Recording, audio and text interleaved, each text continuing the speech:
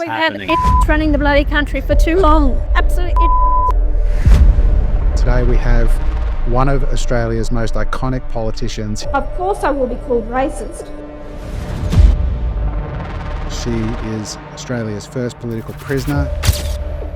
She has fought for this country for more than 3 decades with opinions that polarise our nation. I'm not there to keep the bastards honest, I'm there to get rid of the bastards.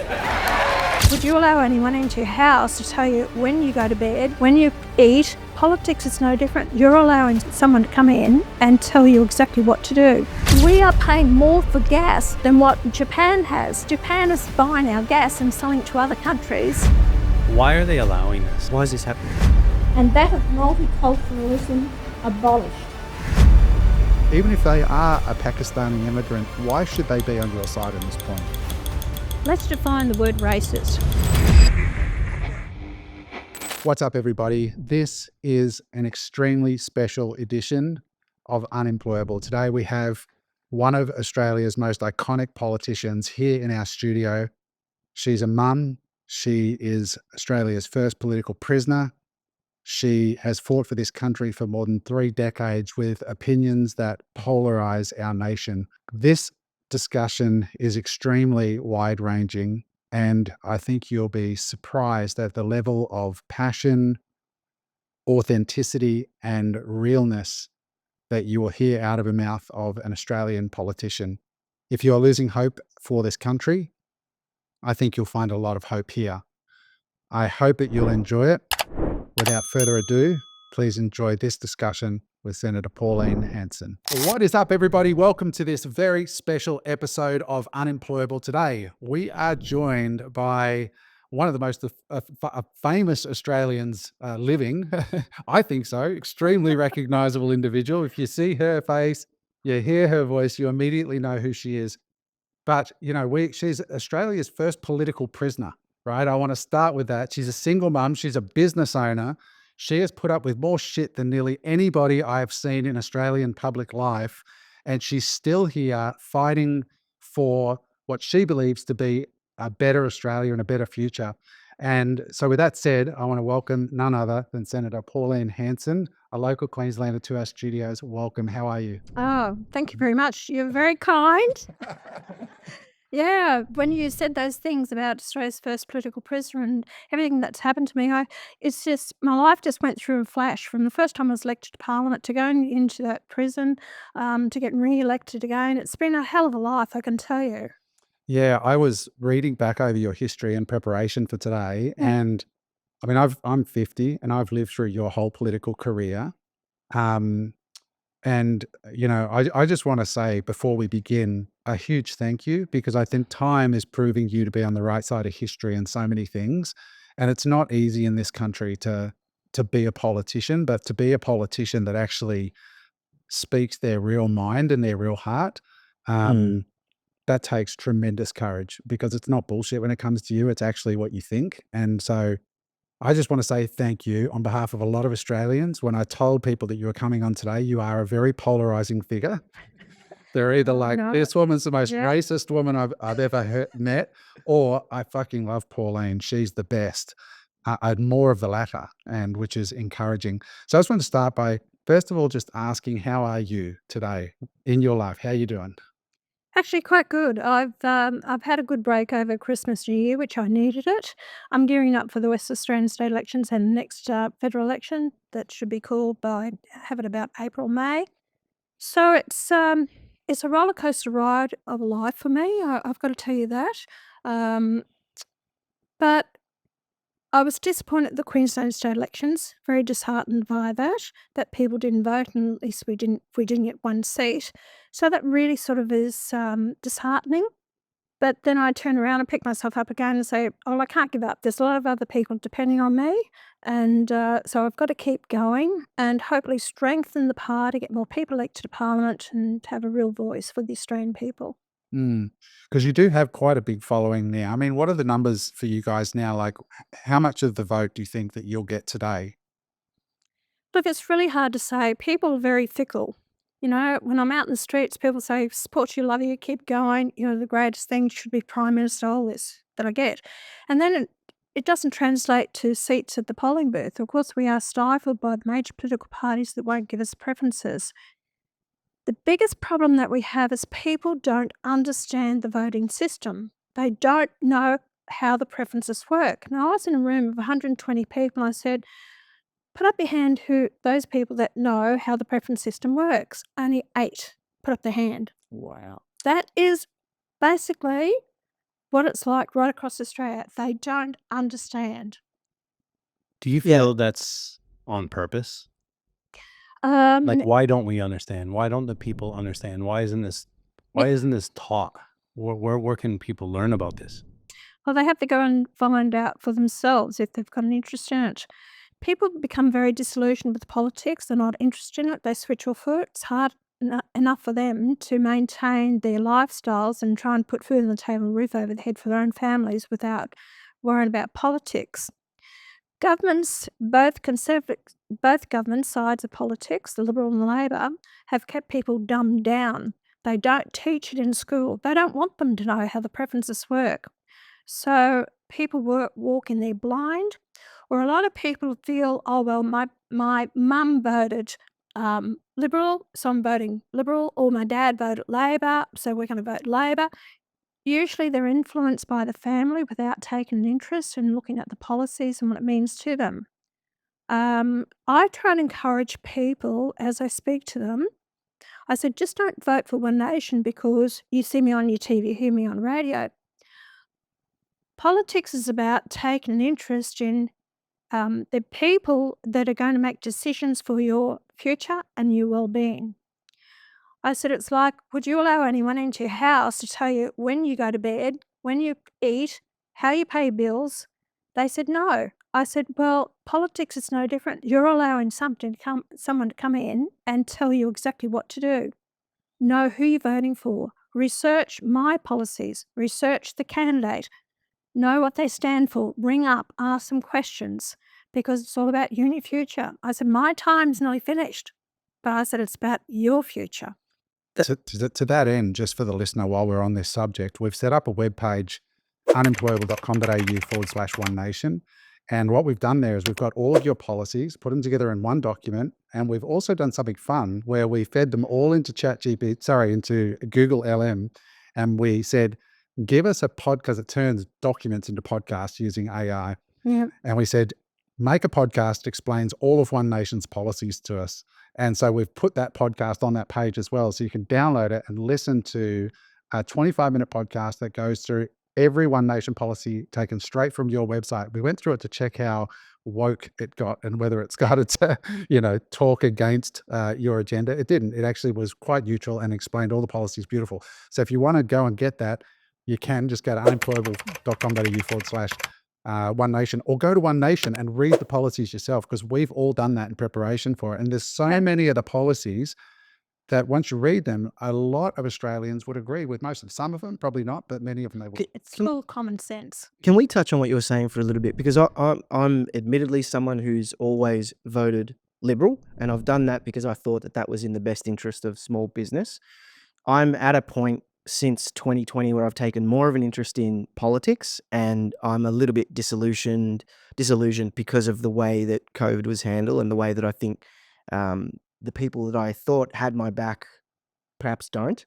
And so now I'm sitting here and I've had an interest in politics since 2020, but I still don't really understand how the preferences work. And before the next election, I'm going to make it my goal to find out, because I won't just be voting like I have Good. previously, and I'll be wanting to make an informed decision. But can you give people a quick high level rundown on how the preferences, like why don't they want people to know how the preferences work? What's the reason behind that? Prior to 2016, in the Senate, when you voted above the line, it was a deal done between the major political parties where they will send the preferences. That changed in 2016. Now, when you mark the ballot paper, if you put a 1, that vote goes clearly to who you vote for. If they don't get up and win a seat, your number 1 will then flow to your number 2 preference. So whoever you mark number 2, if they don't get up, then it will flow to your number 3. So that's the order of your preference. So that's how your ballot paper works. Whereas the major political parties will tell you all to put one nation last. That means we can't get the flow of preferences to actually win the seats. So a lot of the political parties will actually put up dummy candidates as independents. So people will vote for an independent knowing they won't get up, but the independent will flow their preferences to the Labor or the Libs. So So post that deal, then when the Greens or whoever gets up, have they got kind of like side deals with the bigger political parties in order to kind of get those preferences floating towards them? Is that they the way it can works? on the tickets. But now when you mark the ballot paper in the Senate, your preferences go where you want them. The deals were finished in 2016 with political parties, all right? But on the lower house, the green ticket that you mark there, it's like Greens have a deal with Labor, they will flow their preferences to Labor. So Right. that's how, Got it. usually how it goes. So, guys, go and research this yourself. I don't want to spend the podcast with Pauline here talking about how to vote, but please learn how to vote if you like what Pauline has to say before the polls. What we'd love to talk to is get to know you a bit better, and also some of the things that you think is wrong with Australia today. Like, you meet a lot of people, I'm sure, in your line of work. What do you think? What are you hearing the most that Australians are really struggling with right now? What are the major, pain points for people, do you think, out there? Cost of living. Yeah. Cost of living is the highest one. People are struggling to actually pay their bills and pay the mortgages.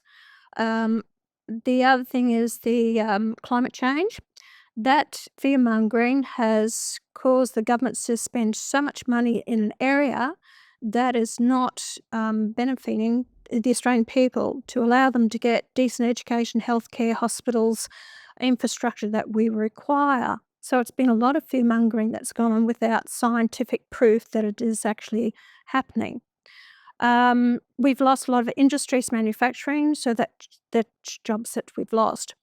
Government overreach, whether it be in the business sector or in the farming sector, is really shutting down a lot of people. We've got too much red, green, and black tape, Yeah.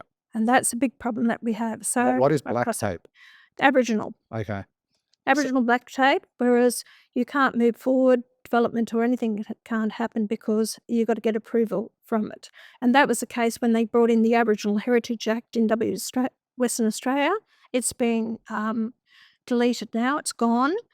But even putting on a bridge or doing anything or digging a trench or putting in a housing couldn't be passed until you had approval.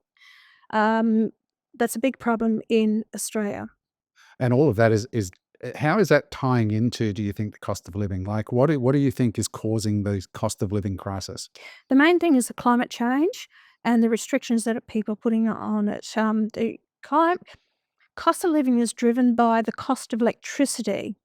So because of the climate change, we've shut down coal-fired power stations, diversity of power that's always delivered cheap, reliable power. So when you've had these international investment and organisations taken over by multinationals control our power stations and then buying them and shutting them down, has put a strain on our power. Governments have not helped with their transmission lines, wind turbines, and solar energy, which they're driving, is not going to deliver the power that we need. We must have a diversity of power. I'm not against these things by no means, but you don't get rid of coal-fired power stations because of the fear-mongering, because it's destroying the Great Barrier Reef, which is unfounded, untrue, and how it's destroying the climate. It's very involved, and to explain to people, we're destroying our own country financially and with jobs for a country that only emits 1% of the emissions, global emissions, and we're destroying it. And we're buying product from China that's putting out over 30% of carbon emissions. Tucker Carlson, when he was in Australia, said some amazing things on this, and I think the energy story is one of those things that you're starting to become vindicated on, because a lot more people are starting to talk about it and understand it. But Tucker Carlson basically said, we're self-sustainable here in Australia. We've got enough energy to last a lifetime. What we're doing is we're selling our raw energy across the sea to China. China's then using that raw energy to create renewables, and we're buying those renewables off China at full price. And that's why our electricity bills are going up. How does that make sense? It doesn't make sense. This is what I've been arguing about. The gas that we export off the Northwest Shelf, we don't get any taxes for that. We're the largest exporter of liquid gas in the world, yet Qatar, who's the second highest, they get 26 billion a year for their gas. And prior to, not last year, the year before the budget, we only got 300 million a year from it, our gas. So I've been whinging. I complained. Unbelievable.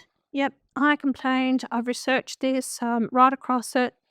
I complained to Turnbull, Morrison, and Albanese about this with the gas.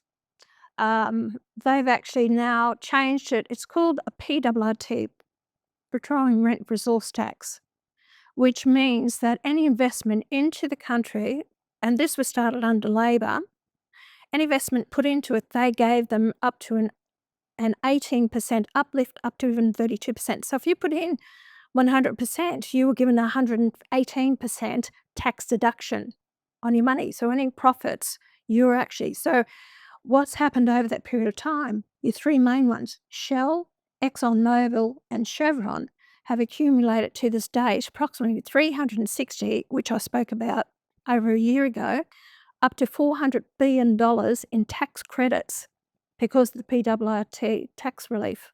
And this is what government's allowed. And The stuff that people don't know, right? I like that. That's I right. didn't And know. this I'm is- into it. This is something that I've been complaining about, talk on the floor of Parliament all the time about. They've changed it now. They reduced it 90%, and now we've recovered 2.4 billion in the budget.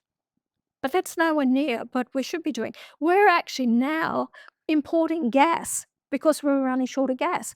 We are paying more for gas than what Japan has. Japan is buying our gas and selling it to other countries. So At we're profit. basically wholesaling it. It's wholesale. Giving it away.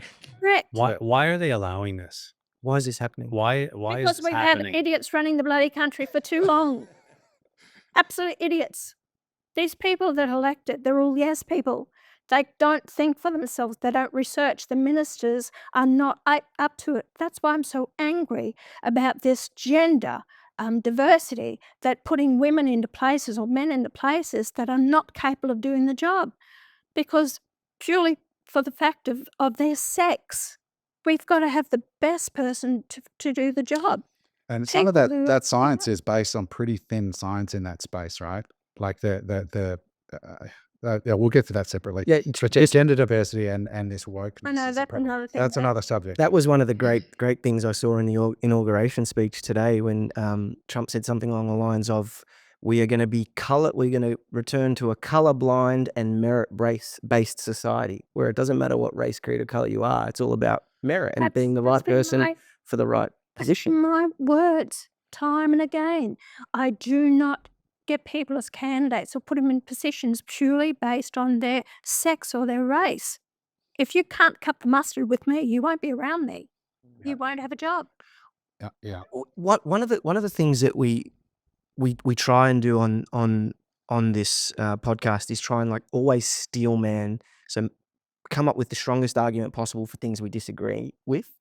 And we're all probably in agreement that it's not good to do what we're doing with energy. But what's this? Is there a steel? What's this other than incompetence? And you might just say, no, Mark, it is incompetence. But is there a steel man argument? Like, What's the other side of the what's the other side of the Build debate? your coal-fired power stations. They're 90% emissions free. We've got enough coal here for a couple hundred years. Do your gas. We've got a couple of hundred years of gas that we have the supply there. Keep your solar panels not on agricultural land. No solar panels on agricultural land. No wind turbines on farming land. No wind turbines in the oceans. All right. Wind turbines are the most useless things that the cost and even getting rid of them is hopeless. The damage to the environment, the damage to even birds and everything, health issues. We've just put this up without really going into depth looking at it. Hydrogen is not there. Won't be there for at least another 20 years. Hydrogen, forget about it. Go for nuclear. I'm all for nuclear. We're the first ones. We have the uranium here. We can do nuclear. People have to be clear in their minds that it's not dangerous. And that's what, and where we are going to put the waste. We're capable of having all this to give us cheap power. Once we get the cheap power, it will alleviate the pressure on homes, on industries, manufacturing. Start up industry sector again. Start producing the products instead of bringing in from overseas. Give those jobs to people who are not academically minded, won't become scientists and all the rest of it. You have to have a diversity of jobs for the people that we have. So maybe the current people that are making the decisions are a little bit afraid of the backlash for doing things like nuclear, and because from what I've read on the topic, nuclear and solar are pretty promising, but yeah, the wind turbines do more damage than good. Yes, they are. Yeah, and so There's a distinct lack of business experience, though, in most politicians. Like, you've owned businesses, and everybody tries to, they often minimize your business experience to Pauline from the fish and chip shop, you know. But you've had a lot With more a- business experience than that before. Yeah, Um, employed tradies, plumbing business, cattle. I've reared cattle on the farming sector. I run, my parents, my husband and I, we started up the first chip business in Brisbane, and that's those frozen chips. McCain's went on to have it. They weren't frozen, actually, they're fresh. So we started that up in the 70s. Yeah, you know what it is to employ people and try to make a profit and all that. And I think that's missing from, I look at the politicians today and the employment laws, and it's just so difficult for small business owners in this country. And I think because the politicians don't have any freaking clue what it's actually like to get up in the morning and how hard it is in this country to make a profit. We're small to start with. It's just so difficult, and there's such a lack of common sense. Other than energy, with this cost of living crisis, I want to get to the root of it. What are some of the other policies or things that you want to do to make a dent into this cost of living? You have to Epidemic. cut back on immigration, all right? Immigration is far too high, and the numbers they're bringing in, and even under the coalition, they did the same. The coalition were bringing in 260,000. They reduced it to 190,000. We have about, it used to be around 130,000 leave the country. I call it net zero. The number of people that leave the country bring migrants in as well, but you've got to bring in the right migrant. You must bring in the people that will assimilate, will consider themselves to be Australians, want to be here, and not just tourists that are just here and won't give their heart and soul to Australia. I'm a very proud Australian. I welcome anyone. And that's why a lot of migrants actually do support me, because, see, they know why they came here. They left turmoil, wars, issues in their own countries. They saw a better life for Australia. So they've come here for that better way of life. They love our lifestyle, the country that we are. And the trouble is, and this is why a lot of migrants, they acknowledge what I'm saying. And this is where you have the Australians out there never set foot off this soil, never travelled, have never been to any other country to understand the problems they have. And they consider me a racist because I want to control immigration numbers, or I want to say who should come to the country. When I grew up, we never had many problems, or the problems that we are facing today.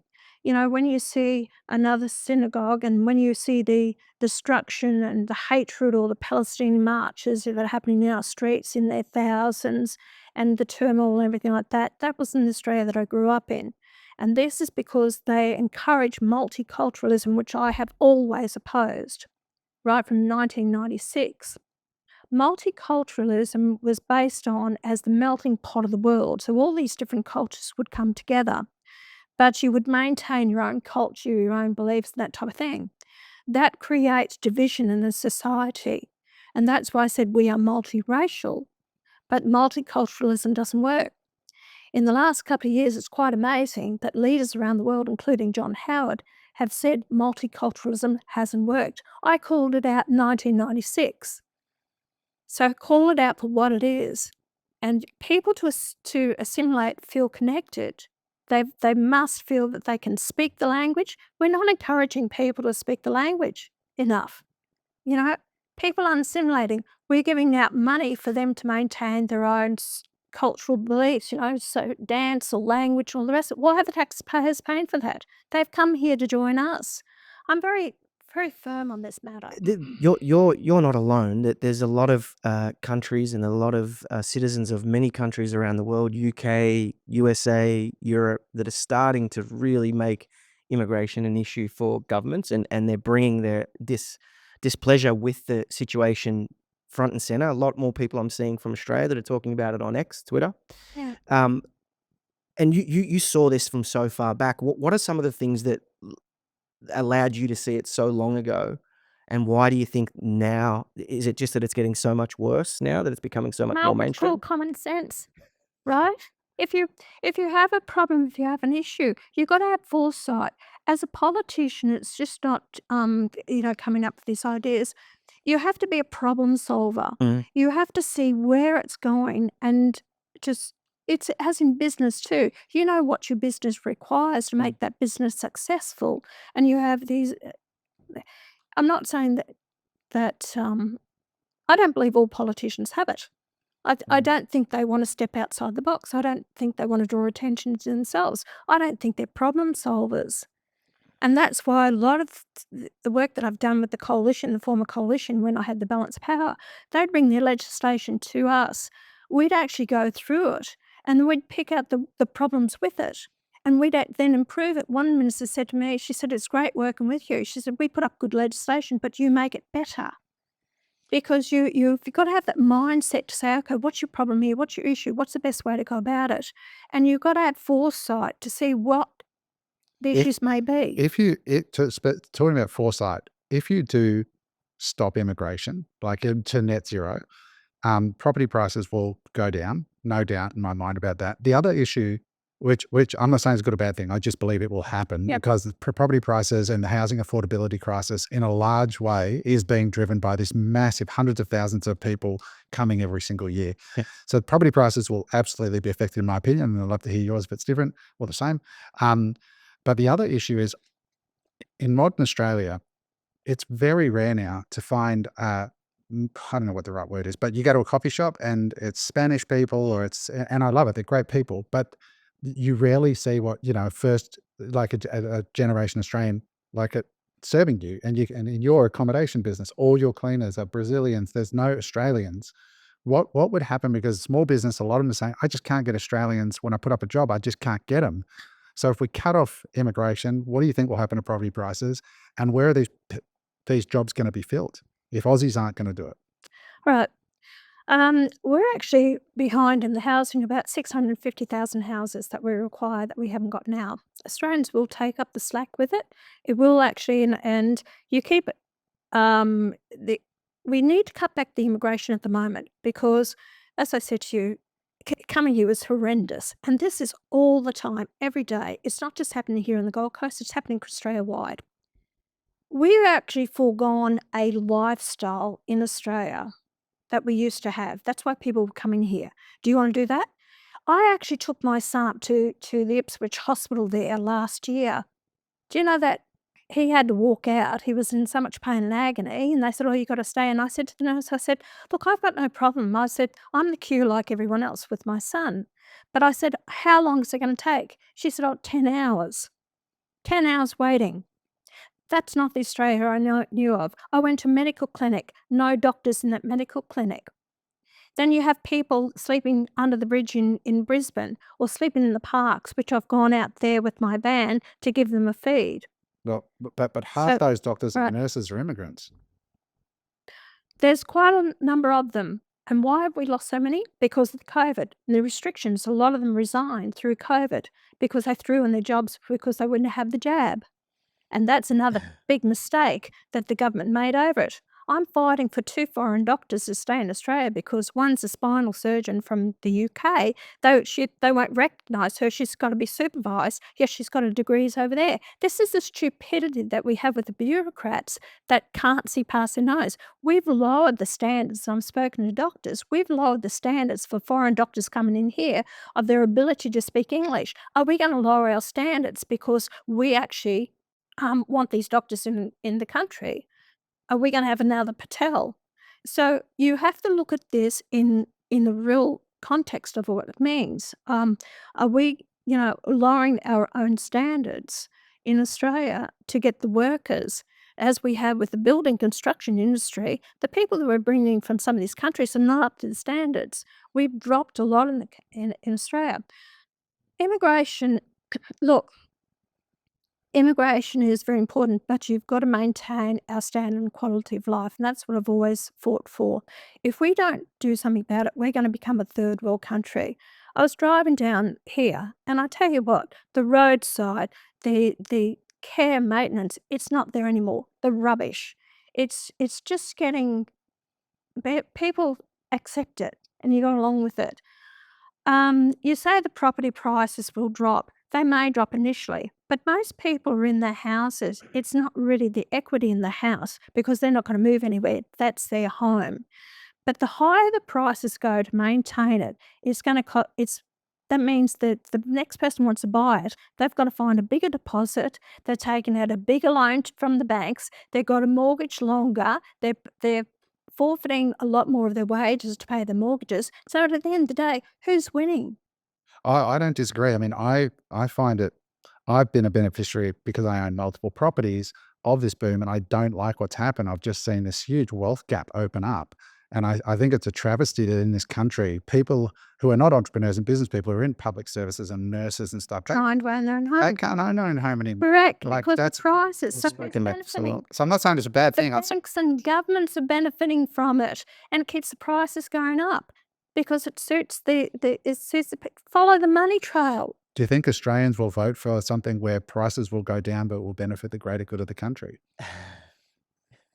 Look, if you're in it to actually make a profit out of it, make money out of it, okay, you're going to think self-interest. Mm. But when you look at the point of trying to get your own children or grandchildren or the Australian dream to own your own home, you have to benefit from it. But apart from the immigration, we have to stop foreign investment. That's our biggest problem here.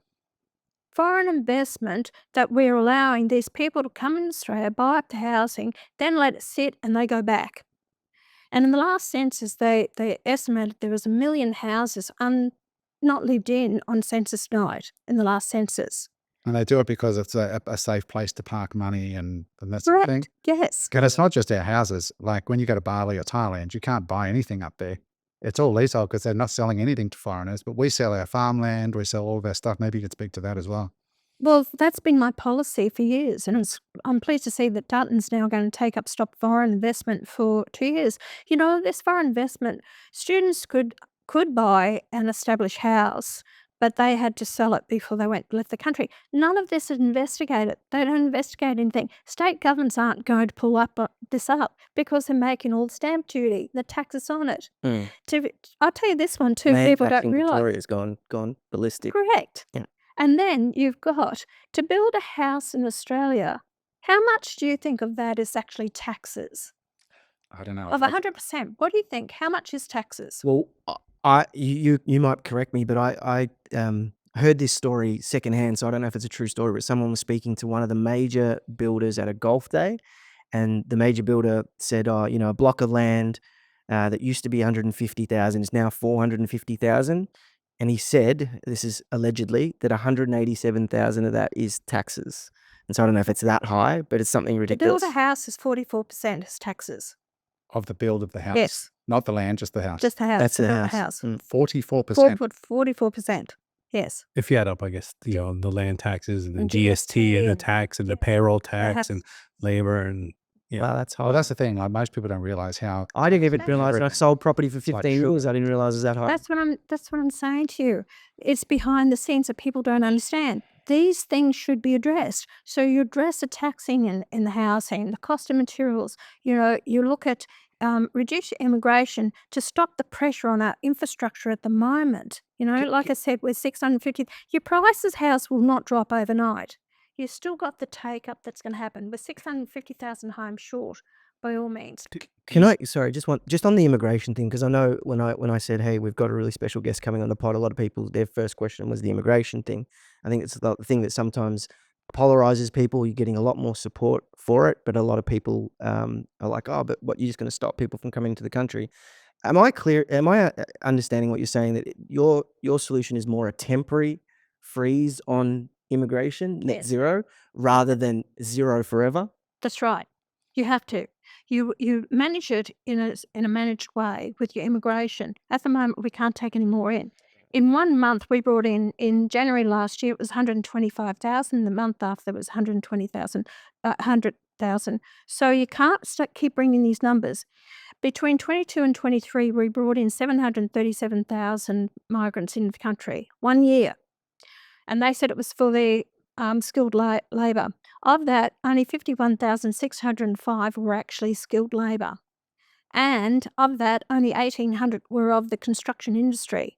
So tell me, where are these people going? Interesting. We're not answering the issues that we have. Knew years ago we would have a shortage on tradies. That's why I pushed the government to actually start up with a pilot program on apprentices where the government paid 75% of first year's wage, 50% of the second, 25% of the third. They took that up in a pilot program, got $60 million at 1,360 apprentices put on in rural and regional areas. It was so successful they opened that up again 6 to 8 months later with 100,000 apprentices. We wouldn't have the tradies out there now if it wasn't for me pushing that back in 2018. Well, with immigration and an aging population in Australia, obviously a lot of baby boomers going to be retiring and are retiring. Who's going to pay the tax, right? Like with birth rates being so low because cost of living is an issue. So people aren't having kids. I've talked to so many people aren't having kids for multiple reasons. And one of them is cost of living, right? The affordability, and them, I guess, being probably a little bit selfish going, I forget what it was. I think it was like over $800,000 between, 0 to 18, over the life of a child, how much it actually costs to raise a child over that time, which is astronomical. But I feel that there's a gap in the market where we've got all these baby boomers that are going to retire, right? That aren't going to be paying nowhere near the taxes that they would be paying while they're working. And then we've got this population that isn't growing. So we have this gap. What would we do with that gap? And is this where you're saying that you got to keep the finger on the pulse over time and change policy as needed? Correct. What you're talking about is a Ponzi scheme. Ponzi scheme. Mark's familiar with these types of things. Oh, okay. And that's what I'm just saying. Okay, you got the baby boomers here, and they're all talking about we're all going to retire and the whole lot of it. If you're going to bring heaps of migrants, they're going to be exactly the same. By the time they come to retirement, you're going to be facing the same problem. What I've just put out as policy is that pensioners, aged pensioners and veterans can work unlimited hours, which not affect their pension. So if you actually allow them to actually work unlimited hours, pay the taxes by all means, you're going to keep a lot of these people in workforce. I like that policy, by the way. Mm. Yeah, so it's about they're going to still get the pension, which I think they should. They've worked, paid taxes for it. They should have the pension. But if they're going to get out and work, they're going to take up these jobs and alleviate the pressures, cost of living on them as well. So I think that's very important. A lot of people these days, across the whole world, it's not just Australia, people have changed their attitude of the number of children that they have. People have become more educated. They want their careers. They don't want to be tied down with children. And also, we've allowed gay marriages. So two females can't have a child together, can they? And two males can't. So it's either you get in vitro or you get someone. So that's cut back also on the number of kids that we have out there. And it's just common sense what it shows. So a lot of people have, because of the cost of living, they have cut back.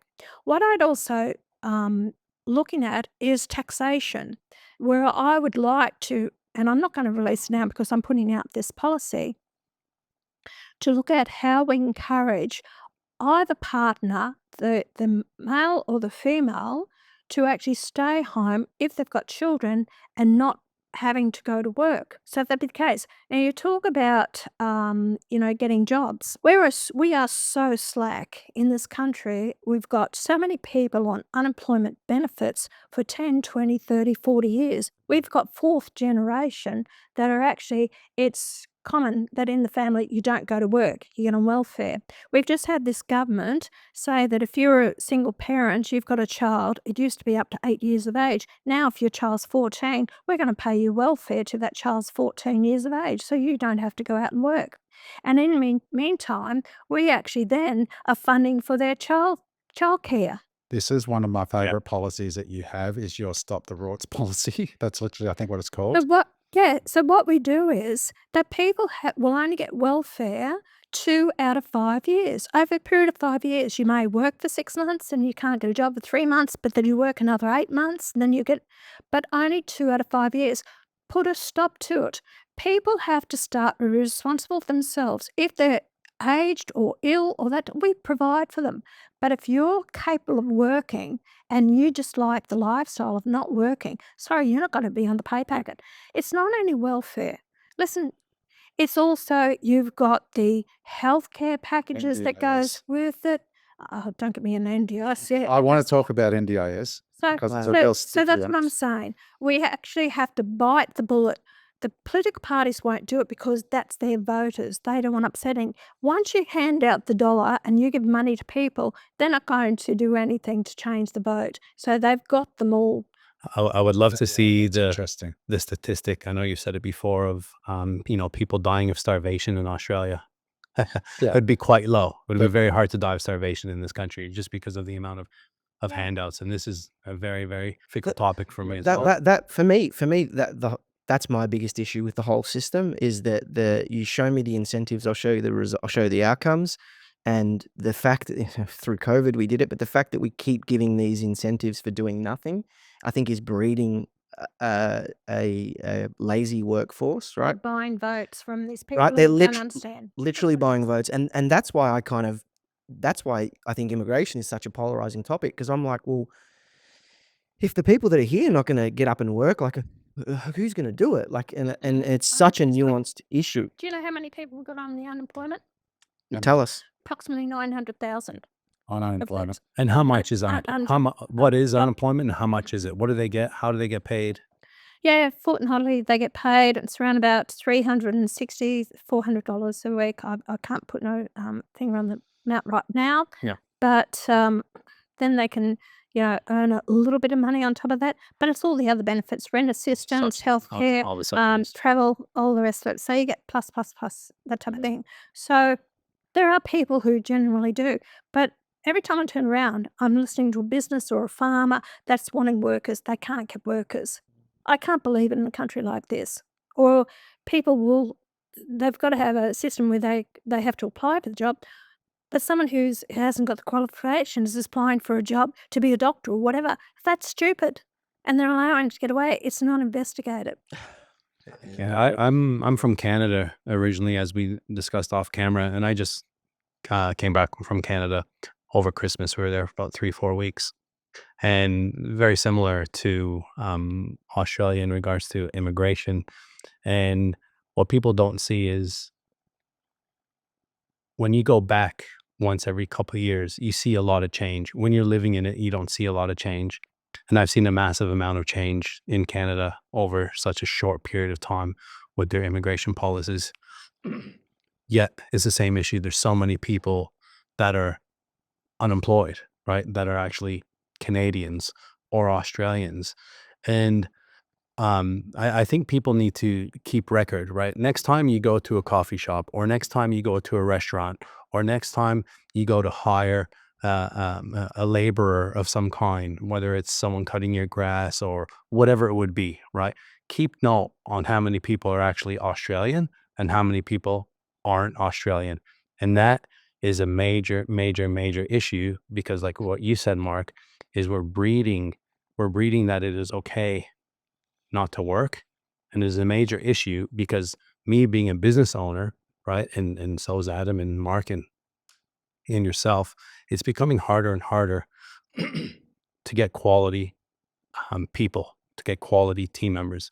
And not just that, is the efficiency has gone down so much. Mm. Productivity. The productivity got to be at all time. Because it's driven by the unions. It's more and more demands by the unions on businesses. They can't comply with it. So that the business people now are working the hours because they can't afford to employ it. Another big problem that we have is if you've got a person who's useless, who's hopeless at doing their work or won't work, you can't get rid of them. And the businesses are paying out an average of $7,000 to $10,000 to actually pay out to get rid of them because it's taken through fair work. Yeah, you're terrified to let somebody go, even if they've sworn in your face or stolen from you. You're terrified. The first thing, one of the guys on the first pod we did this morning, told me about how he had to let someone go. I said, "You probably got a fair work claim inbound." He goes, "I know. I'm just waiting for it to drop on my desk." But there's these other things they have, like domestic violence leave. Nobody in Australia would say domestic violence isn't a horrible thing, but you've got 10 days of. It should not be tied up in your employment, and an employer should not be responsible for giving. And you're somebody with experience there, right? And this is right, I have. Yeah, you've been on the wrong end of that stick. And there's 7 to 10 days, I think, of entitlement, and it doesn't accrue. It's from day one that you hire somebody. They can take 7 to 10 days paid leave on the grounds of. A friend of mine owns a hairdressing salon, and he had somebody turn up, take a girl from overseas, I won't say any more than that, claimed all of her domestic violence leave, then claimed all of her sick leave, and then just never worked and left. It's just theft under a different name, right? Like entitlements. But what I liked about your pensioner thing was, I think it's great. These people have worked their whole career. They can keep them active. They're the most skilled people. They've got the experience, all of that sort of stuff. But you have to be here 15 years before you get the pension as well, was in your policy, right? You can't just come to Australia and get the benefits straight away. I think that's great. And this is the kind of shit that drives me nuts when I see the NDIS stuff. It's almost so impossible to argue against, because as soon as you do, people are saying, "You're a horrible person." Like I put up a thing on Instagram saying, "Did you know that on the NDIS you can get cuddle therapy, sex work?" They've just banned cuddle therapy, sex work, gambling, business class lounge tickets, right? And I said, the only reason they're being banned is because they were on the list to start with, right? And I got ravaged by people saying, "You're a bad human being." And I'm like, look, I've got ugly mates who can't get laid.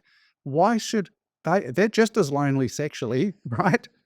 But you have to be disabled to have the government pay for somebody to come. I agree with you. I won't argue. I've said exactly the same. But I just think it's insanity. What do you think is wrong with it? I'd agree. NDIS. You see, I've been driving about the NDIS right from the very beginning, 2016. At the time, they said it was going to cost $2 billion. It's now up to $45 billion. There's 660,000 people that are on it, and it's increasing. It's supposed to put people back in the workforce, which is not working. People with these minor ailments, whether it be chronic fatigue, whether it be, and it needs all kids with autism, okay, that should be looked at as well. These kids should not be on it. When they sold it to me, it was parents came to the parliament with their children who were severely disabled. They were the parents saying, "We are frightful of our kids. What are we going to do with our children when we are not here?" That's what I thought, fair enough. That should be looked after. But every dog in its days jumped on the NDIS now, and it's just a complete and utter joke, and the waste of money that's going out the door. I had one girl, and I complained. I worked with Bill Short, and I was constantly at his office. I'll report people who are accepting it on the NDIS. There's so many gangs and scams that are going on. They've set it themselves up as providers. That's where it is. There's about 160,000 providers in Australia. Only 10% are registered. They need to register these providers, who they are. These sex workers, yes, you can have sex, and that's paid by the NDIS, which I put up an amendment to the bill. They voted against it, both sides, everyone. So that needs to change. It's not means tested. You can be a billionaire and still get it, not means tested at all. Wow. So I put up another bill amendment to that. They voted against that. And this is the problem that we have, is that they're not really looking at cutting back. By 2030, 32, it's going to be up around, they estimate, between $90 to $100 billion. It is unsustainable. Unless we rein it in, it won't be there for anyone. Then there's massive fraud going on from the providers. I don't think anybody disagrees that the people who are genuinely in need should get support. But it's the providers that are like, as soon as they hear it's NDIS, I had a guy text me who's in a wheelchair, quadriplegic, said, "Adam, your post that you put up, is 100% right. The cost of my wheelchair has quadrupled since NDIS. And Yeah. Yeah. providers are like running these companies, charging out labor at like just they're doing 2 hours of work and charging I'm sorry, a day. that's the government's fault. No, I agree. The government put that out there that you could charge for a service, a physiotherapist or something like that, a service of $195 an hour. That was there. You can actually charge, if you go into rural and remote areas, at over $300 an hour, and at very remote, over $500 an hour, plus you travel on top of it. The government have allowed it, and this is what I had the argument with Bill Shorten over. He said, "Oh, that's only a guideline." I said, "You've set the guideline. That's the problem. People are actually charging it." Mm. And then this girl who got on it, she actually, the NDIS paid for her corporate tickets to the footy match of $42,000. She flew a family out business class from America.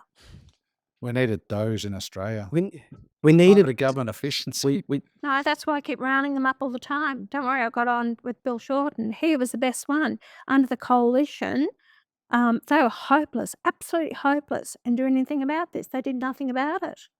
to Adam's point, I think one of the reasons that President Trump got re-elected is because he started to partner with some successful business people, Elon Musk and whatnot, and whether it happens or not, people believe that these people are going to come in and make a difference within the government.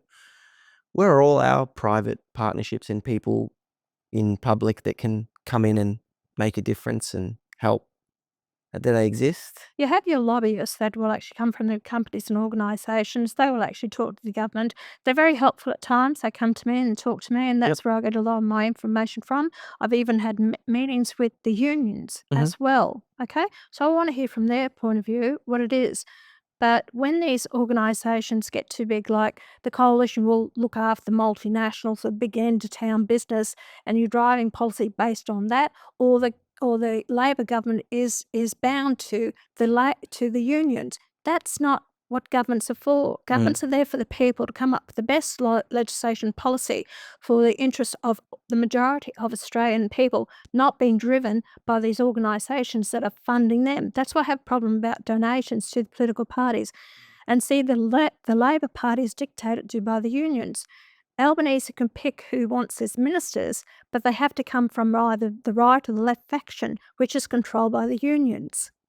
So even if they're not capable of doing the job, the unions dictate. And that again is in increasing cost of living and so on as well.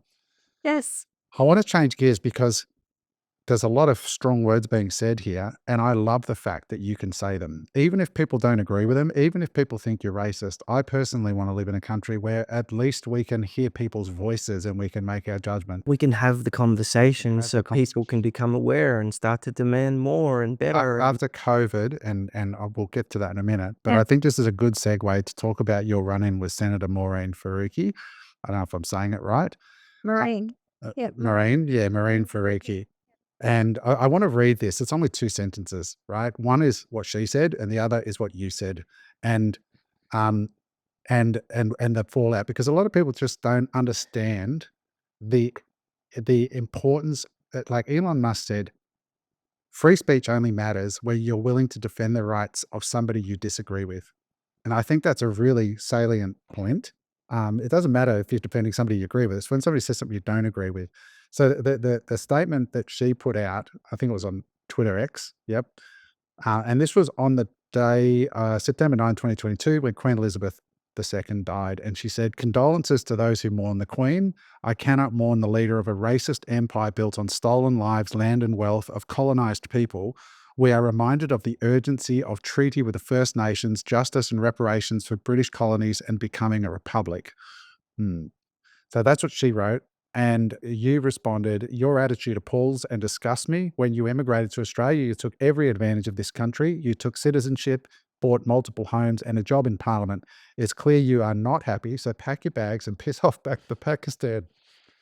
We certainly didn't mince your words there, Pauline. I'll give you that. So, and that resulted in a racial discrimination case, which she won, and you're appealing. Now, this was the first time I've ever made a political donation in my life, was to your defense of this. So, and I came on the pod and said, I just made a political donation for the first time in my life because I feel so strongly about free speech. right? And so I'm not going to say anything more about what I think, but why should the average Australian, even if even if they are a Pakistani immigrant like she is, why should they be on your side in this point? All right, let's define the word racist. People get terribly confused by it. Racist means that you believe your race to be superior to another. I've never said anything like that. When I question immigration or make comments about it, criticism is not racism. And the people must decide, start waking up to themselves that everything now is, oh, you're racist, you're racist. You don't even understand what the word means. You don't have any idea. You can't debate me on the issue, so you have to throw the word racist out there. And these people are ignorant, as far as I'm concerned. And if you want to have a go at me that I'm racist, I've had candidates from all different cultural backgrounds. I've even had a Muslim, I've had Chinese, I've had all these people that are still candidates for my party based on their merit. They are Australians and proud of it and have a lot to offer this country. And so if we go back to Maureen Faruqi, it's her politics that I see on the floor of Parliament that disgusts me. She hasn't embraced this country. She's taken everything that she wants for it. I think I better be careful what I say here. Yeah. But I have said that. Look, I'd pushed in a private member's bill for freedom of speech to be put in the Constitution. They voted against it. So That is so ridiculous to me. I'm going to Yeah. say here, Pauline, yeah, I took the jab, right? And that woke me up. I was asleep as a person up until that jab. And half of the reason, like I did a survey in my socials and I said, only answer this if you are an Australian that was jabbed. And I did it because my number one value in life is freedom and they took it from me and never again. And I did a survey. I said, only respond to this next question if you got jabbed. Do you regret it? 90% of respondents regretted it. So the people who didn't do it, who turned out to be right, in my opinion, they all were against it. And then 90% of the other people, at least in my audience, regret getting it done. If we are not able to say what we truly think and we can't share information without fear and racism, in my opinion, I love that definition that you just said, is that it means that you think you're a superior race. That's different to what you say. Yeah. If we can't have open dialogue and debate, for theorizing, you're going to court and you got a $900,000 bill, I think, to defend. If I went to Pakistan and I did what she did and said something that offended somebody in their parliament, and they said, piss off back to Australia, white boy, I would just laugh. I wouldn't think that I would take them on and then sue them in their own country about that. I just can't imagine in what universe you would do that. They're just words. I don't get it. But I think that's one example of why free speech is just so goddamn important, because we saw the damage caused by, and then you only got to look back in time to World War II and Hitler and all that rubbish of where free speech was stopped and the damage that did on a global scale, which is why I'm so, To be a member of parliament, you have to have that freedom to actually question these things and wrench and create debate. And even over the COVID thing, the first thing I said right from the very beginning is that I'm not putting that shit into my body. And I was shut down. I wasn't allowed to say, just make these comments. In my interviews, I was restricted on what I could actually say. I'm pleased to say that I was proven right with the whole lot, and I was fighting also the fact that Morrison didn't have the ability under the Constitution to impose a mandate for people to be jabbed, because under Section 5123A of the Australian Constitution, they can't impose medical conscription. So therefore, that's why I allowed the states to impose this and close the borders and force people to have the jab, and allowing businesses to force people to get the jab. That was illegal under the Constitution. So I did what I could to inform people and to stop people being forced to have it. Even to this day, we've put up time and time again to have Royal Commission into it because we need to. Politicians and the health bureaucrats must be held to account for what was done to the Australian people, otherwise they will do it again. yeah. And that's why we and Malcolm, we are continually pushing for this to happen. I want justice for the Australian people. I want them to get back their right to stand up for their own ability to say, you're not doing that to my body. I didn't have it done. Nowhere in the wide world was I going to have that done. That's one of the big reasons that I've become so interested in politics as well. I think I don't have many regrets as an entrepreneur. You try not to have regrets, and I don't have many regrets in my life. But one of my biggest regrets is getting the vaccine. And a That's lot of people and that caused me so much distress, anxiety, panic attacks afterwards because I thought that something was going to happen to me, that I was going to have a heart attack or something because of the side effects that other people were having. Do you know that's been recorded over, well, the last figures that I had was 144,000 adverse side effects have been recorded with the TGA. A lot of people don't even report it. We've got deaths that occurred out there that's not putting down the COVID, which was because people never had autopsies done at the time. And to say that people save their lives, it was a real shame what's happened to people. I get pulled up all the time by people who are now having health issues that they've never had before in their life. I've been told by health professionals, if you've got the jab, you are now 100% compromised with your heart. You've actually got increase now with certain cancers that are happening, unknown cancers, which we've got an increase of cancers happening in Australia. And, finding healthy kidneys for kidney transplant in Australia is also harder.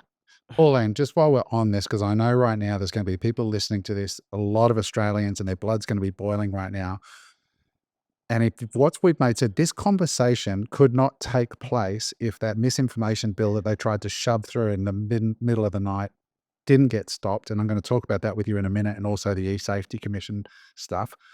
If you're enjoying hearing this information from somebody in Pauline's position and you want conversations like this to continue and for Australians to be able to speak freely, how do they support your defence? Go to the onenation.org.au website, and we do have a donation there purely for the legal case. Okay, that money's going to support that. At the moment, we haven't got what we need. If I'm up for her costs in her last case, so if I take this to court, it's going to cost me the appeal case. But if I lose it, I'm for her costs plus also the approximately $500 to $600,000 from the last case as well. So I've had on good advice that they're quite happy with it's gonna be touch and go with it, but I'm gonna fight it because I have to fight for freedom of speech in Australia. It's very important, and, I don't think that what I said was over the top. That's my opinion.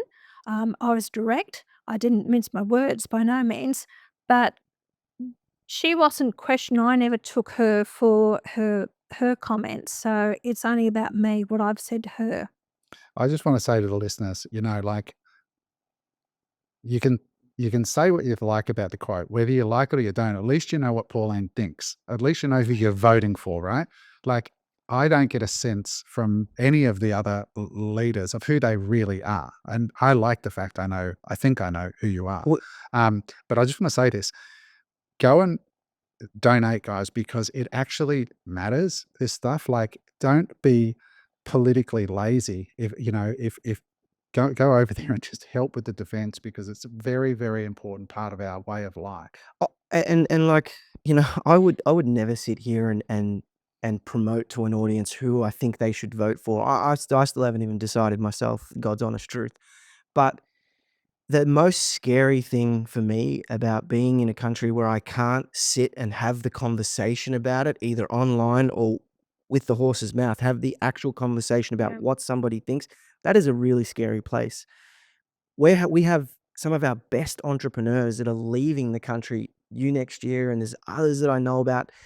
I'm in a position that if things got really bad, I'd consider leaving as well. And I don't think that's an Australia that we want to create, where the best and brightest are leaving. We want to create an Australia. We want to make Australia great again. We want our okay. I believe my belief is we live in the best time in history, and I believe that beyond a shadow of a doubt. But I also think that post COVID, a lot of people who thought leaders had their back have now realized that they're in it on their own. And there's like a negative veil that there's like a negative cloud that hovers over the best time in history because we know that we're on our own and we won't that the leaders don't necessarily have our best interests at hand, and they may force us to take a vaccine that might not be tested, and other things block our speech and whatnot. That's the thing that scares me most. Not being able to. Maybe, Pauline, you could speak to this misinformation bill that they tried to get through, and just explain to people what that was, because I was super proactive. Eric was as well on our socials going, guys, sign the petition against this, go and get it done. Explain what it is, just in simple terms. We're going to play at the end of the pod a cartoon that One Nation made about this stuff. Just explain to it what they tried to pull on the Australian people. Let me just go back to this court case. What I'm fighting, if I win this case, that means 18C is going to be thrown out of the legislation. So therefore, if that was based on if you harass or intimidate or insult or offend anyone. So offence can be taken as individual basis. So if that's thrown out, right back to Tony Abbott or everyone has wanted to get rid of, they haven't had the guts to actually do it on the floor of Parliament. That's why we've still got it. So if I win this case, 18C's out the door. So that means Australians will have more of a freedom of speech in this country. That's why it's very important. And it says that you can't offend people. Is that basically what it says? Well, it is. That's right. You can't offend. So people can take you for offence. So that's what she's taking me for offence. Do you know how many people I could sue every day over what they say about my teeth? Online. Yeah. Right? I could sue everybody, right? It's just ridiculous. So anyway, the judge that I had, he's migrant from South Africa, self-confessed white privileged male who supports people of colour. So, it's been a bit of a battle even to try and put the case forward. So hopefully this goes before the appeal courts. We're going to ask for 5 judges in it, so we're going to have hopefully. Guys, I want you to understand, Pauline has been put in jail unfairly, and all your charges were overturned and quashed, no case to answer. You served how long in jail? 11 weeks, maximum security. Yeah, 11 weeks in maximum security. This is Australia's first political prisoner. This is what Pauline's been through, I've got about 3 or 4 cases on the go at the moment. Yeah, so what I'm saying to the listeners is I don't care whether you're a One Nation voter, any of that shit, but what I do care about is our right to speak freely, and sometimes you have to back people, and this is a time to do it. So tell us about this misinformation bill. Well, it was anyone that's putting up on, say, Facebook. So they were going to control people, your comments. So on your Facebook page, if you made a comment about something that they considered to be misinformation, disinformation, you could actually then be fined, or you'd be, the companies were going to have to chase after you to shut it down. So, but the government and some of the bureaucrats could actually put out whatever they want to. So all this information they put out about COVID, that's protected under the government. But if you were to speak out against it, that then is misinformation, disinformation. So your right to have an opinion is going to be stripped from you. So they said anything that would cause you harm, that was in their opinion. They would determine what was harmful for you to hear or know. So it was basically you would not have a say on anything that would, a lot of the stuff that we're talking about today, immigration. As a member of Parliament, I probably would not be able to speak about immigration, the impacts, or different things like that. It's So just they are the arbiter of truth, in other words. Correct. And they tried to put this through like in the middle of the night. That was when there was some big event on at the time. We actually, Malcolm and I actually drove this. The election, wasn't it? They tried to sneak it through with the eve of the US election, when everybody's eyes were over there. They're trying to push this bill through. As they do all the time. They guillotine a lot of the bills, and they just push all the bills through at any time without any debate on the floor of Parliament. And this has been supported by Lydia Thorpe, by Labor, the Greens, Lydia Thorpe, and usually Jackie Lambie or Tammy Tyrrell, who is Jackie Lambie's elected member for Tasmania, and the other one is all the time is David Pocock. He's the ACT senator. Absolutely hopeless, useless. He has no idea. I saw so many people on X, Twitter, just reaching out to senators and like expressing their concern, and which we encourage them, because we right from the very beginning said this is not right for Australian people. So we kept up the fight against this, and then eventually, we put pressure also on the others, and the public put the pressure on it, which then stopped it, and that's when they caved in. The independents caved in to actually allow it to happen. So this e-safety commission that's going on, I know you guys are completely against that. And this is a really interesting one because a lot of mums and dads, when we pushed out, well, I pushed out saying my opposition to it, people were like, well, look, I have kids and I'm actually against stopping kids getting on social media. Why is One Nation against it? I know why, but I want to hear it Okay. from you. Well, What is it and who's it whose against? right and responsibility is it to what the kids see? The social media also has its positive side to it, what the children get on and watch and look at as well. So you're punishing everyone for those parents who can't control their children. If you don't want your children to be watching it, don't buy them the computers, don't buy them the iPhones and all the rest of it. It's just it's just part and parcel of starting of controlling people. So you'll start with this with the under 16s. Then where does it go from there? Then on top of that, how are they going to police it? How do they know that child is going to be older than 16 getting onto it? So then you'll have to have a camera. So I'll have to focus there. So then for it becomes a privacy issue of that camera in the room.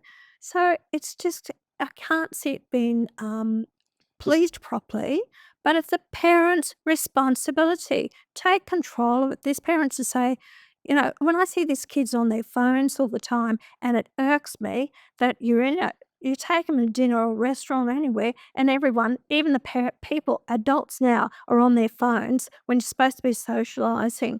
It's become so controlling to people. They can't leave their phones alone or the computers, and so antisocial. And then your complaining gets to a stage now that you want the government to actually control your children. That's your job as a parent. Do you have any facts about how they're going to administer it? Like I heard Malcolm, I think on the floor of Parliament asking, is it not true that you're going to be doing facial recognition scans of every single Australian to verify? And that's the thing for me, and I think most Australians, is if that's what's happening, they're taking facial scans of every single person in Australia every time they log into Facebook. It doesn't take that much of an imagination to see how risky that could be from a security point of view, from a whole bunch of other point of view. And on the other side, I mean, I think you've got big tech that have got very smart people whose career is how to addict children, and you want to do your best to stop that. It is a really tricky issue. But do you have any facts on the other side? Like, do you know the science or the tech from any of the donors or lobbyists that are telling you this is how they can actually do it? No, we haven't heard it from the government actually how they're going to do it. I think they're at a loss as well. I think they're just wading through it all and trying to come up with the answers at the time. They just wanted to implement it, but they couldn't answer the questions about, facial scan. They said, no, there won't be facial scan. But how are you going to do it? Are you going to have to register? Do they have the right to do the facial scanning thing? So that's a possibility Well, if if they they can put it in work the it out. legislation, Yeah. they can. So it's all privacy matter. But also the government, how it's brought in, there's been so many government organisations that have been hacked. Mm. Optus, Telstra, Medicare, all these ones have been hacked. And so how secure is our information anyway? And then when you think about it in the context of the possibility of these misinformation laws, you see people in the UK getting arrested in their home, like Grandad, who made some racist comment on Facebook, gets arrested and carted off in the back of a paddy wagon, or that school teacher who refused to recognise more than 2 genders in his classroom got frog marched out by the cops. Well, if there's space scanning and IDing people going in, it's just another way to track every single thing that everybody says, does, breathe, farts, and everything else. To me, like raising 2 girls, right, at that age, where social media and technology is very important. The issue is majority of parents are using it as a babysitting tool. Majority of parents are raising kids with no discipline. I was raised with discipline. Very difficult to raise kids with discipline these days. And you can take that however you want. Now, social media, to me, is a problem for kids. But the biggest problem is that bar on Google where you can type in whatever you want. That is the bigger problem than social media. Social media is restrictive on what you can actually show on social media. So true. There's nothing restrictive on Google. You want to find a beheading? You can find a beheading. You want to find abuse? you can find abuse. You want to find porn, you can find porn. That's where the problem lies. Social media, right, is restricted on certain things. It's a walled garden. Yeah. Right. I mean, There's walls around it. But- But the issue is, I feel that we are raising, right, a generation of very, very weak people Mhm. because there is no discipline. And parents are scared, right? I see parents scared of their kids. The kids are in full control. The parents are not in control. And we are losing more and more of that control. And the more the parents lose control and governments see weakness, governments will come in and try and intervene. And that is, in my opinion, what is happening on this topic. Now, I've got a 12-year-old girl, right? She doesn't have a mobile phone. She's the only one in her class that doesn't have a mobile phone, right? She's got an iPad. It's restricted. She's got Snapchat on my wife's phone, right? Which is restricted. And we can see exactly what's going on. My other daughter, who's a few years younger, there's people in her classroom, full-blown phones. 8, 9 years old. How do you give an 8, 9-year-old a phone with internet, with full access? Yeah. It boggles my mind. But that's what I said You're earlier. you're a lady on here, and I want to That's speak it. respectfully, and I don't want to swear, but it is an issue. And what happens is parents are not controlling it because they're weak. And what's happening is, Enjoy the comment, sir. Okay.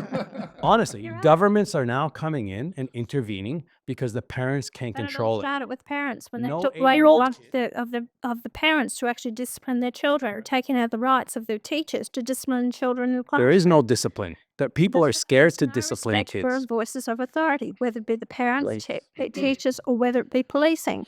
This has all happened through government legislation and the slackness that allowed to happen. It's come from the politicians. Yeah. And that's why the parents these days can't be parents, because they want to be too much of a friend to the child without being the parent. Put the parent in this situation. I agree. And the kids run rings around their parents. I think until you have a child at that age, right? Mark, you'll be there in 10 or so years, is when you'll really understand. I'm going through it right now. I'm in the thick of it. I had a friend, okay, that did the same thing with his kids. They were, I think, 13 years old. No phone still. The school brought them in for a meeting because they were the only 2 kids without a phone, saying that you are doing an injustice to your child for them not having a phone because they're not getting included in conversations.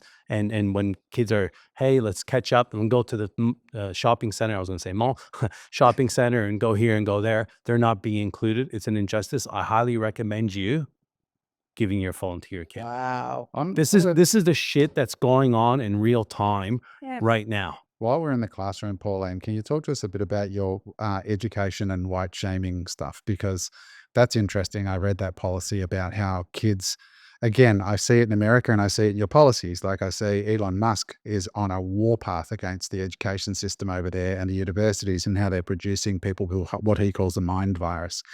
How are we seeing that in Australian education with this white shaming in the classroom? Well, Liz, they've had some young boys stand up in classroom and say, that they apologise for being the white privilege, and this is what's happening. I saw this. And in education as well, some that I read doing psychologists and other degrees at university is basically they have to acknowledge that they are privileged. So if they're dealing with any Aboriginals or people of colour, that they must acknowledge that they are the white privileged. So this is being filtered through our education universities all the time. It's a real shame what's happening. So we've got to go back to the basics and try and get rid of it. And that's what Donald Trump is basically saying. It'd be interesting to see what he does, how he tends to deal with it. But we have to deal with that. A lot of these teachers that come through the whole system, they're so left-leaning. And I had 2 teachers that came to see me 30 years ago in 1996. They said, Pauline, we teach at the university. So we are being told to teach this way. And it was basically left-leaning, and we had to teach that way. So they've had years of putting this into place, and then people have been passing the system, so they've put in place, their own people into positions of control and power to actually keep implementing it all the time. It's so entrenched, people have no idea. I have problems with religion, and one of the basic problems I have is they tell you that you're born into sin, right? And so basically the religion has the upper hand from day dot. When you look at your little girl who was just born not long ago, she was born into Australia. She was born here, same as an Aboriginal child was born here, right? Why does one have less or more right to be here? They are born sovereign souls on this land.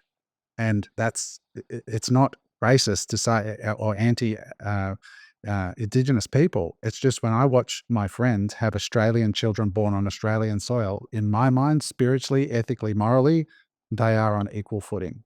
But that's not what's being taught. And I think a lot of Australians, I see it more and more when they do the calls to country. Yeah. Australians are rolling our eyes more and Yeah. more because it's so disingenuous. And the kids have to do it every day at most of these schools that they're actually doing it. Aboriginal studies are coming into it where it's no use to them. Learning an Aboriginal language, they'll never use it whatsoever. Kids are being pushed through the system, the unfair justice, because you're going to get benefits to go on extra tuition or go on camps and all the rest of it because you're Aboriginal. It's just a joke. And there's no definition to Aboriginality. There's three. You actually define yourself. You are an Aboriginal. You can actually self-identify, or elders will accept you into community. Therefore, you can be classified. In the last census, we had about around about 820,000 people identified in the census being Aboriginal.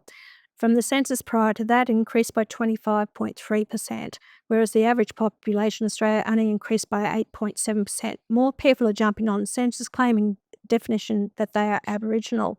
So the funding that we fund on a yearly basis is about 36 to 38 billion a year to Aboriginal industry. And then on top of that, they can go into any other service provider and get the service they require.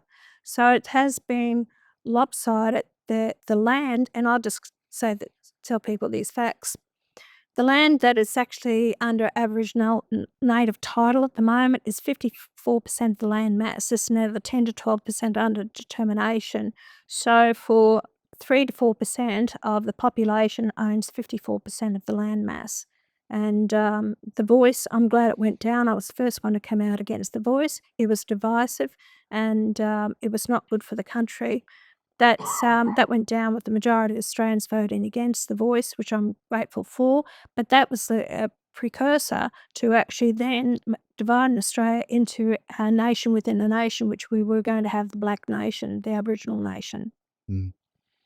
Again, it's one of those issues that if you speak out about it and say, we want to audit those funds that are going to Aboriginal councils of nearly $40 billion a year, you're a racist. Yeah, And I've put it up quite a few times. I've been calling for that since 1996 for accountability with it. And I believe that people should be treated on an individual needs basis, not based on race. We've got people out there that are white, who are unemployed, whose kids are suffering. When you have the Smith organisation puts up ads on television stating that kids there don't have the uniform, schools, books, food, and all the rest of it, these are white kids, and they're saying there's 1 million children in this country that aren't provided for. Why aren't they all looked after? Why is it just because if you're Aboriginal or a speck of blood that you're supposed to be, or define yourself as being Aboriginal? Why should you have these benefits? Why should you be allowed to go to get an educational job, or brought in from out bush and you can get boarding in the best schools in the country? when your child was born on Australian soil, Yes. equally, spiritually equal. And another thing too, I am opposed to these three flags on the floor of Parliament, especially, or flying above government buildings or anywhere like that. We've got one flag, the Australian flag. And until the Australian people vote for that Aboriginal flag put to the people, I will never recognise the Aboriginal flag. It's starting. I feel like it's starting to turn. The Australia Day celebrations, like people who trying to cancel Australia Day celebrations or swap their RDO, and there was a company that owns like 200 different food what's it called? Pubs. Food pubs in Australia, Yeah. and they basically banned Australia Day celebrations across them all. And people got onto social media and basically cried out and said, "This is ridiculous. We're going to boycott these pubs," and they reversed their decision. Yeah. So it is starting to change. I think the whole shaming thing, the white shaming or the shaming us for Australia Day, like or the reminder every time we go to a sporting event that it's not our land. I mean, I pay taxes and No, I was And- born here. I'm sorry. This is my like, land. it feels And Lydia Thorpe turned and said to me, "Go back where you came from." Well, where's that? Where am I supposed to go? And she said, "Oh, you'll be paying rent soon." And this whole attitude is how just pay and pay. This hatred that's in them. We never had it. Even these kids, the Aboriginal kids, whether it be in North Queensland, whether it be at Alice Springs or Darwin, wherever, these Aboriginal kids, they're not, we're allowing them to keep getting away with it because of their cultural background. It should have nothing to do with it. We're not doing these kids a service. We're allowing them to go on to a life of crime and end up in prison for the rest of their life because we don't want to deal with it because of fear of being called a racist. And yet we're allowing society to suffer because of what's happened, what their actions are. it gets back to what you were saying earlier with parents not being able to discipline their kids. Like the last thing that I would ever want for my daughter is for her to go to school and be given special treatment for anything, because then she doesn't build the ability to build resilience and take care of herself. And if something's given to her because of her race, creed, color, whatever it is, then where's her opportunity to build resilience? That's the last thing that I would ever want given to my kids. But think, two kids, one sitting beside the other. The one looks at the other one because my parents can't afford to give me or send me on this trip or extra tuition, and knows the child beside her gets it. What does that build? Hatred, resentment. Division. Correct. Yeah. And that's what we're doing. And One- that's why it's One happening. nation. But it's amazing the division that happens How in school. We're Portuguese background, so we're quite tanned, obviously. And What are you going to piss off back to Portugal, mate? yeah, exactly. Or Canada. Bro, that's Go back to Porto. bloody Seppo. But like I've had to have meetings at school, and my kids go to a great school, just with the amount of words that get said on the playground, right? Like again, it's the hatred, right? Is ridiculous. It's actually out of control. That's crazy. And it's calling names and doing these things, and they don't even know what it means, but they just know it's not nice, and it's a problem. I saw you getting called Seppo in the comments. And I was Did like, you see what? that I one? was like, what is a Seppo? See, Google it. So I don't even know. I actually had to Google It's it. a sub-racial. Basically, racial slur, like That- go back to where you're from. You're not Australian. Soon. Pauline will give you some. Pauline, what I'd love to hear last, like, we're going to have to wind it up, but We play that video still. we will play the video to take us out. So in post, guys who are watching in our production team, please play the video on the outro. These videos on your channel are amazing. I was going to talk about them at length, but just if you don't follow Pauline on Instagram or Facebook, please go there and do that, because the videos are incredible. But what I want to ask you is, I just want you to just, when you get up in the morning, you have not wavered in 30 years. I think it's 30 years, isn't it? 1996, yeah. I That's- was first in local government at 94. Yeah. Okay. So 30 years. Yeah. Why should people be voting One Nation? What is it that describe as passionately down the barrel? Like, I can feel so much fire and passion for this country, and I just want to give you the floor to close it out. Like, Thanks, Adam. like, speak. Adam, I never envisaged myself as being a politician. That's never on my radar till 42, and I was just ended up being it because the mayor of Ipswich was thrown out, and not by the people, by the council. I thought that's undemocratic. So I stood, had a chance to go in local government, and I got the greatest satisfaction out of doing little things for people, where it's a bit of concrete. They were doing the pathway. Would you put a light in here? Would you do this or that? That's when I then thought, it's great being able to achieve those few things. So then I stood for the federal politics, and they wanted to shut me down. I thought, hang on a minute. Sit down, shut up. You know nothing. We know everything. I thought, no, I didn't want to get into politics to be a person. I wanted to be a representative for the people. I wanted to have a voice. I wanted to be able to say what I think needs to be said. Anyway, I'll just tell you a couple of things that has really made me there. There was this little girl. The parents had a GoFundMe page because she had a certain spinal disease and needed treatment, but we don't give it in Australia. She applied to all the politicians to actually get the money to have this done. No help, no assistance. So I received this letter from a neighbour, explained the case to me. I picked up the phone and I said, look, I'm going to try and do what I can for you. Don't make promises, but I will try. She said, oh, thank you. Bit despondent, another politician. It was that day or the next day that I actually got the money out of the government. It was $1 million. Anyway, I rang her up. She was excited about it. They were actually going to go to America to leave because they could get treatment in America. We don't do the treatment in Australia. He was going to get a job there under healthcare system over there. The child would have been treated. It's a death sentence to the child. So anyway, we got the money, but the pharmaceutical company came to the to do it for her, this little girl. The government has implemented that medication now. So it was only a matter of a couple of years afterwards that 24 other children whose lives were saved in Australia with this procedure. And this is something that's happened only because of my persistence that I did it.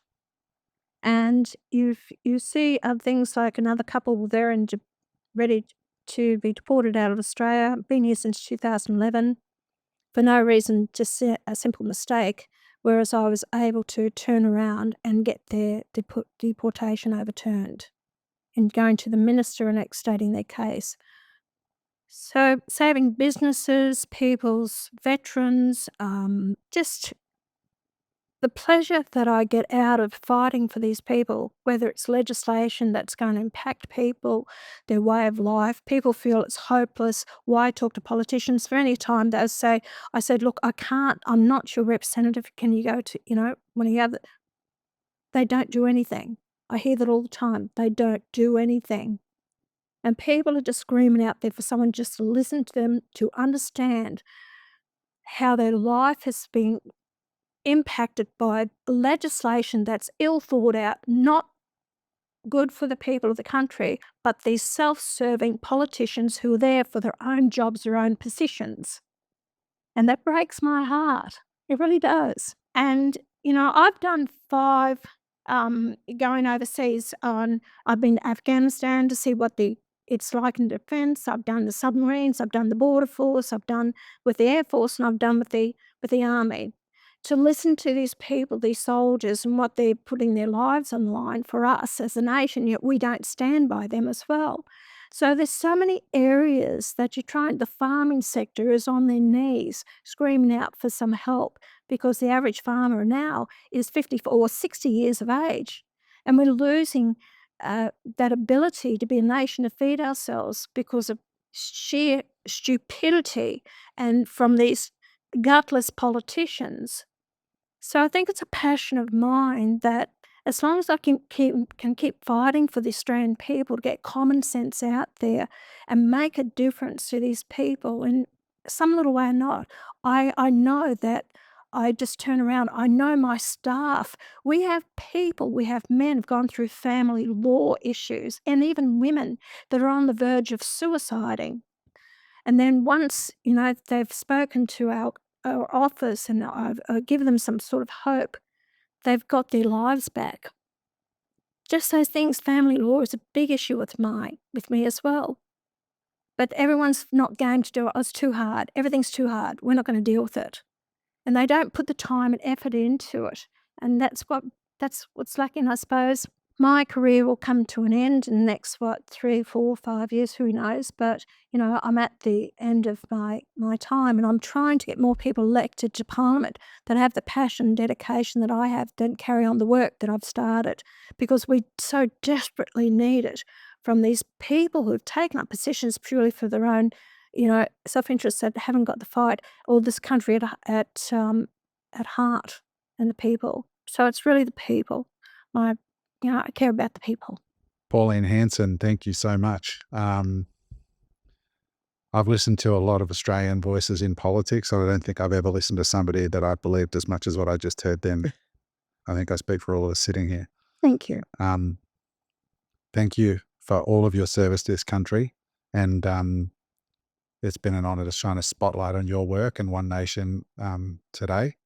And if you are sitting there listening to this, get proactive. Go to One Nation, follow Pauline, follow Malcolm, make it part of your daily thought about the future of the country, because we need people to fight for this country. And at the moment, not a lot of people want to. And the army's having trouble getting people enrolling because nobody wants to fight for the country we have anymore. So with that said, Pauline Hanson, thank you so much for being here.